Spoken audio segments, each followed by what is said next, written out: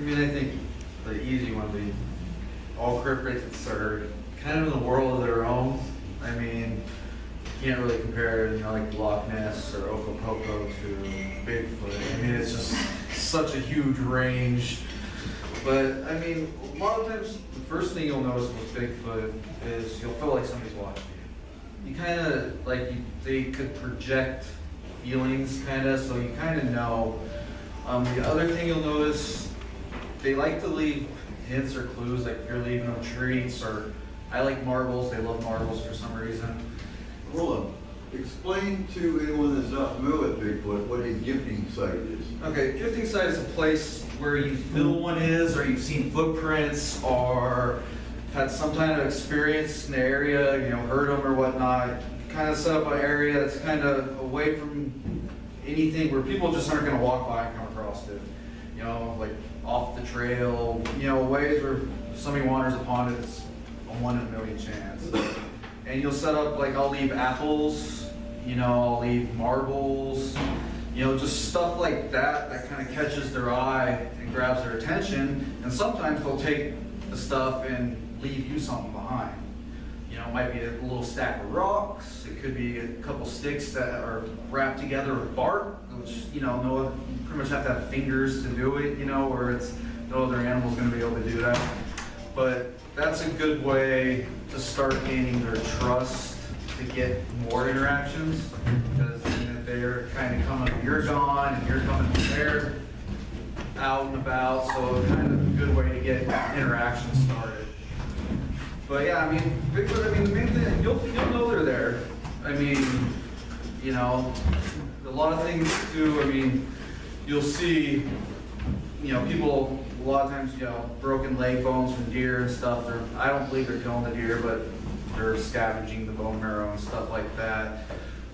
Pretty much anywhere you see deer, elk, ponds, you know, where there's a lot of food, you know, coyotes, wolves, they normally follow them. So, I mean, all those are signs that if there's not one there, there could be, or, you know, I mean, it all really depends on the area. I mean, it's kind of tough just to boil down to. Good. Father, son, what's a paranormal expert?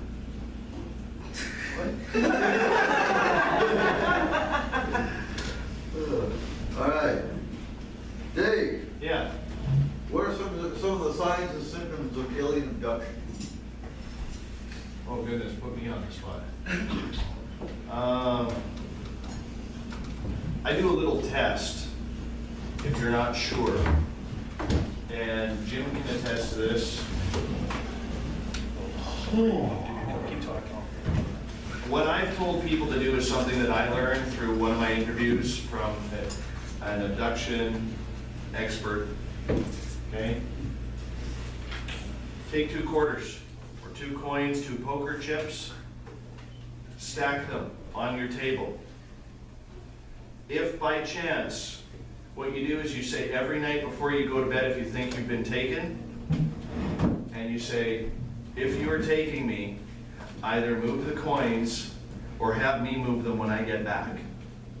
And if they come back and they are side by side, laying beside each other, you know that you've taken them. Make sure there's no animals in your room, cats, dogs that can hit anything, okay? Keep them away from your nightstand, put them someplace that you're not gonna all of a sudden bump into a table or something. I know 5 people who have listened to this and tried this, and the coins have moved. It's the easiest way for you to learn. You want to tell the story about Kelly? Yeah, Kelly, one of the girls, I went with Mike with Canadian Paranormal Society, and one of the young women in our team had us over to her home to do an investigation, and she happened to say that she thinks that her house was haunted because there are times when she gets up or wakes up in the morning and she's laying on top of her bed, but it's like her sheets were ironed, like folded down and completely smooth, and she's lying diagonally across it. So her first thought, because she was in the paranormal group and she's a little bit sensitive, was that, okay, some ghost is coming in and lifting me up and doing this. And I asked Dave what he thought of it, and abduction. And Dave says, ask her. He said, and Dave says, I'm being told. All of a sudden, Dave is channeling, and Dave's saying, I'm being told it's an abduction.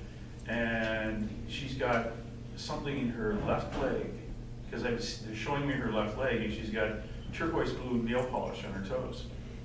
So ask her about that. So I text Kelly and say, hey, I'd like to talk to you about this. And she said, well, I'm busy right now. And I said, okay, if you're busy, just a yes or no, are you wearing turquoise nail polish on your feet? She kind of texted me back, I'm gonna call you. And she just put on the turquoise nail polish. And literally hundreds of miles away from each other. And we go over what had happened. She said, okay, that's making more sense now. Because when we did the paranormal investigation, we didn't find any evidence of spirit activity.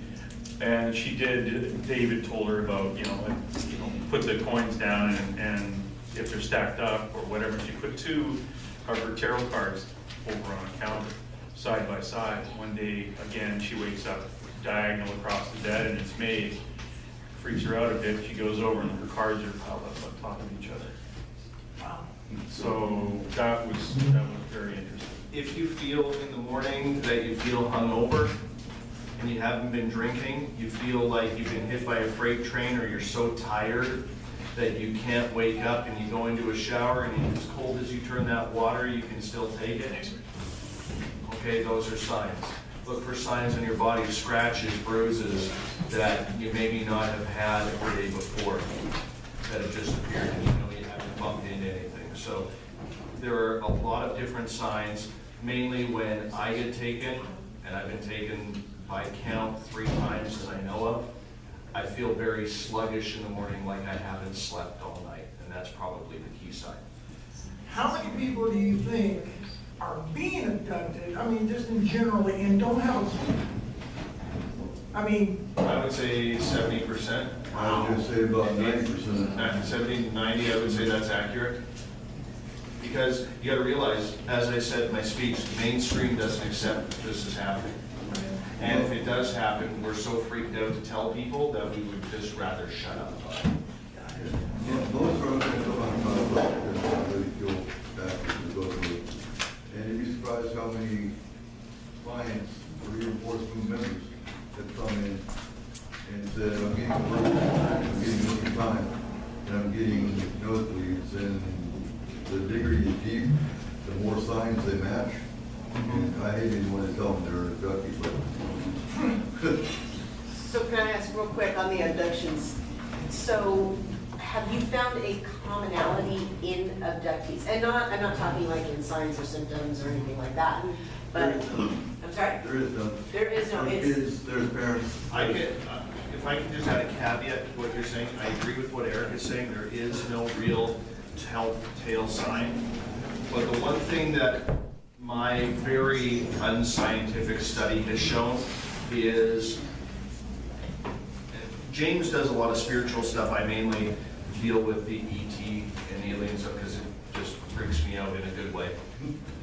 I have noticed that there is a real difference between American abductions and Canadian abductions. We get more bacon. Pretty much. Ours usually come with a side of bacon and poutine, you know. I'm But going to Canada, right? They're taken up there. exactly. But what I'm saying by that is, Ours comes from Starbucks. what's that? Ours comes from Starbucks coffee. Exactly. What I'm saying is, it opens up, when you start thinking like that, it opens up this whole Pandora's box of every time you open a door, there's another door that you have to go through. And it leads into this whole tinfoil hat conspiracy theory thing.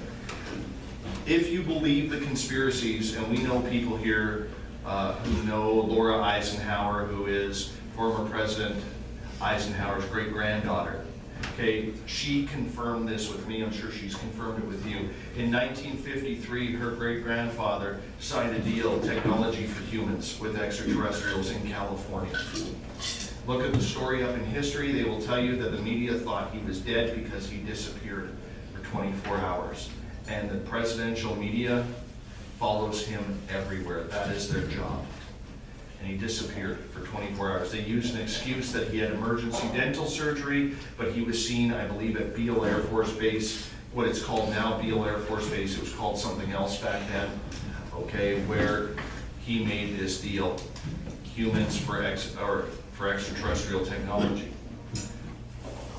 That's why a lot of times when we hear American people talking about the abduction phenomena, most of the stories we hear are very negative. We hear about the needles going into the eyeballs. Everybody has heard the Whitley Strieber story about the anal probe, and that's been made fun of ad nauseum. Okay, but when I have talked to Canadian abductees, because my personal experience was not like that, I would say 8 out of every 10, maybe even going as high as 9 out of every 10 Canadian abductee has had a positive experience, one way or the other. And the only way I could solve this problem, and once again, I have no proof whatsoever, this is just my own personal judgment, is because there are many countries out there that rely on the US for technology, that rely on Russia or China or Japan for technology. And because a country like Canada didn't make a deal because we're an import country, our abductions are different because there's no technology to be traded for people. Do the bad ones happen? Yes. Yes, they do. Not as frequently as in the United States, though. Okay, where, this is for everyone, where do you see the paranormal field in 10 years? Hopefully destroyed. No, I'm Or not. restructured. I would like to see the paranormal field in 10 years actually look for solutions. But that comes from you, the public. Okay? Right now, we have a bunch of people running around rogue, everybody on their own agenda. There is no real agenda to what we're trying to solve. Some people just want to talk with ghosts. Some people want to play with the laser, with the UFO. Okay? We could be answering questions, and we're not. I would like to see us all come together, put those main questions on a piece of paper, and with the brilliant minds that are in this field from all over the world, we should